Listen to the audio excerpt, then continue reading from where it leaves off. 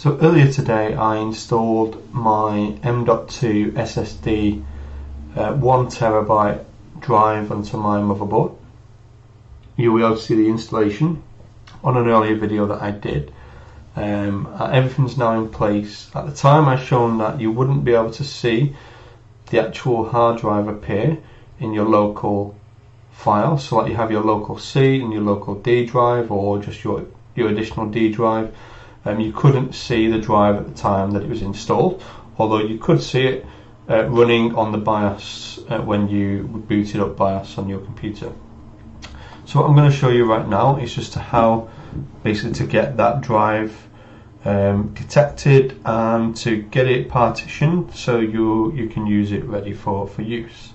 So if you click on your Windows Start icon at the bottom, and without clicking on anything else, if you just start to type partition, and you'll see straight away up here comes up with the option create and format hard disk partitions, and it's part of the control panel. So if you click on this, and it will load up here. I'm just going to bring this to the center of the screen so you can see it. So over here you've got your disk C drive, you've got your partition for that for any additional kind of data that's used or application.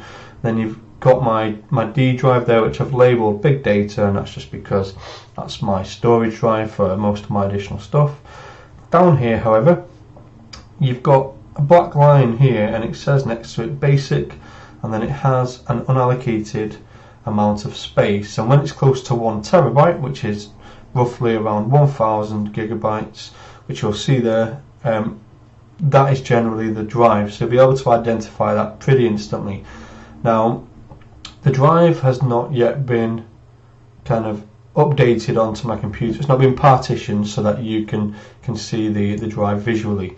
So all you need to do is, if you right click on here, it highlights the drive itself, the actual unallocated space, and you'll see an option appear that says new simple volume.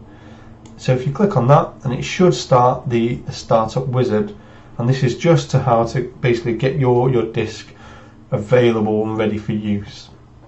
So all you need to do is just click the next icon. Now what you'll see is that there's a maximum space in megabytes, and then there's a simple volume size in megabytes.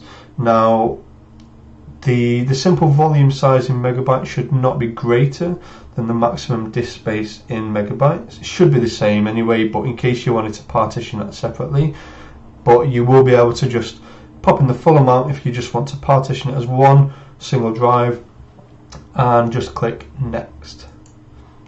Now over here, as you'd naturally expect, the letter in turn after having a C drive and a D drive is an E drive. So naturally that would be where I would issue kind of the path to be, and have that as a separate entity and have it as an E drive.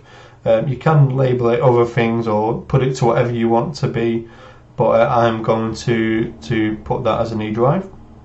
Now in the bottom section here below, if you was to click on the mount in the following empty NTFS folder, you could essentially put that on your local C drive, and that would allow you then to split that off and partition it, so you could use basically and add applications to this. But when you click on the path, it will then direct you to the E drive or whatever drive you've just installed, which is going to be your M.2. So it's very similar, but it would just be under the same kind of local C or your current D drive, rather than being labelled as a separate E drive. However, I'm going to stick with the E drive for now, so I'm just going to click next. Now we want to click on the option, we want to make sure that the option that's highlighted here is the option that says format this volume with the following settings. Now I don't need to change anything here other than the volume label. I don't want to keep it as new volume. I want to put a name on there just to identify it, and like you saw earlier, I have here the D drive is labelled Big Data D. So I'm going to put something here like applications, and that's just because I'm going to be generally running applications such as Adobe Premiere, Photoshop, and also things like my games, so Fortnite, Counter-Strike and Call of Duty.